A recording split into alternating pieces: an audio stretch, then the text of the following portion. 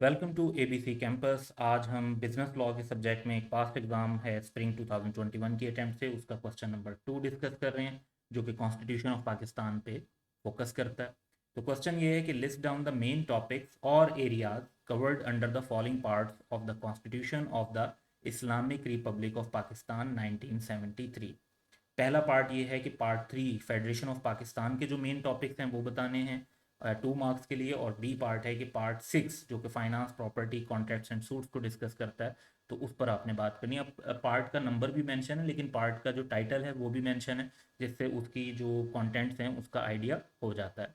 तो इसका आंसर में जो चीज़ फोकस करनी है वो एक तो सिर्फ लिस्ट करना है, यानी हमें कोई एक्सप्लेनेशन वगैरह ऐड करने की ज़रूरत नहीं है। तो जब हम आंसर डेवलप करेंगे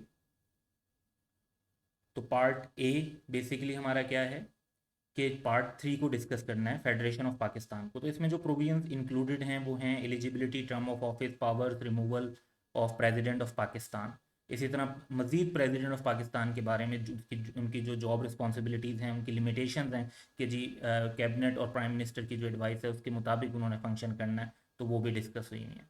फिर इसके अंदर कंपोजिशन, ड्यूरेशन और मीटिंग्स जो पार्लियामेंट और सेनेट की होती हैं, यानी नेशनल असम्बली और सेनेट दोनों की, उनके ऊपर भी जो डिटेल्स हैं कि कितनी मीटिंग्स होंगी, कितनी ड्यूरेशन की असम्बली होगी या सेनेट की क्या टाइमिंग्स होंगी, तो वो डिटेल्स हैं। फिर qualification, disqualification for membership of parliament भी हैं कि अगर कोई सेनेटर बनना चाहता है तो उसकी क्या क्वालिफिकेशन होनी चाहिए, अगर कोई नेशनल असम्बली के मेंबर बनना चाहते हैं तो उनकी क्या क्वालिफिकेशन होनी चाहिए, और कौन कौन नहीं बन सकते, यानी डिसक्वालिफिकेशन।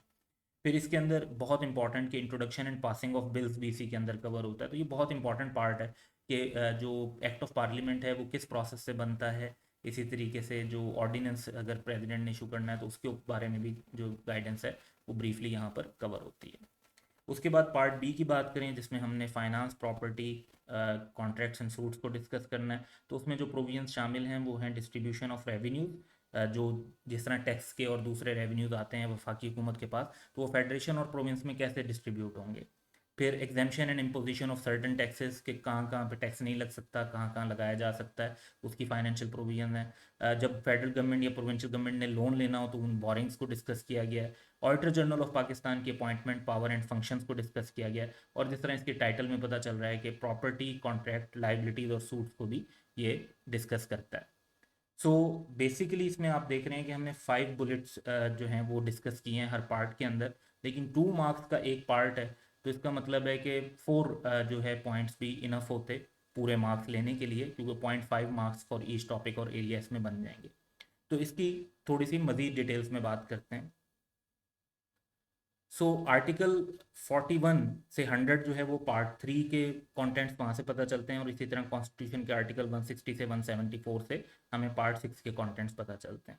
अगर स्टडी टेक्स्ट को रेफर करें तो जो आई कैप का 2021 का 2020 का स्टडी टेक्स्ट है, उसके चैप्टर 1 में पेज 5 पर ये डिटेल्स जो हैं वो गिवन है।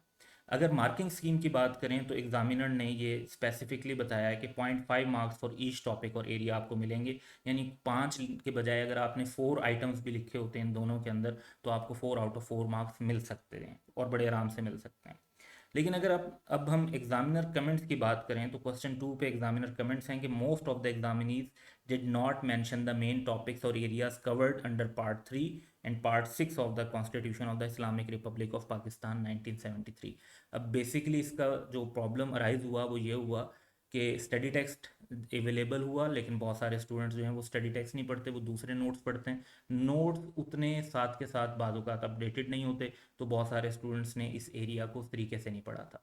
फिर जिनको आइडिया भी था कि ये शामिल है, तो बहुत सारे स्टूडेंट्स का जो एक पर्सपेक्टिव होता है सिलेक्टिव स्टडी का कि ये नया टॉपिक ऐड हुआ था, लेकिन सब ने कहा जी ये तो पहले कभी ये तो टेस्ट होता ही नहीं है। लेकिन एक चीज़ नया टॉपिक आया है तो वो जाहिर बात है पहले टेस्ट नहीं हुआ हुआ, उसको आप पास्ट की बेसिस पर जो है प्रोजेक्ट नहीं कर सकते, तो उसको आपने अब नए सिरे से पढ़ना था। तो दो इसमें से जो आपको लेसन्स लेने चाहिए वो एक तो ये है कि आप स्टडी टेक्स्ट को लाजमी देखें, चाहे आप अगर कोई और नोट्स भी यूज़ कर रहे हैं तो उसके साथ स्टडी टेक्स्ट लाजमी चेक कर लें। और दूसरी बात जो इम्पॉर्टेंट है वो ये है कि आप सिर्फ सिलेक्टिव स्टडी पे फोकस ना करें, जो कुछ भी सिलेबस और स्टडी टेक्स्ट का पार्ट है उसको लाजमी कवर करें। So that's all for today, have a good day.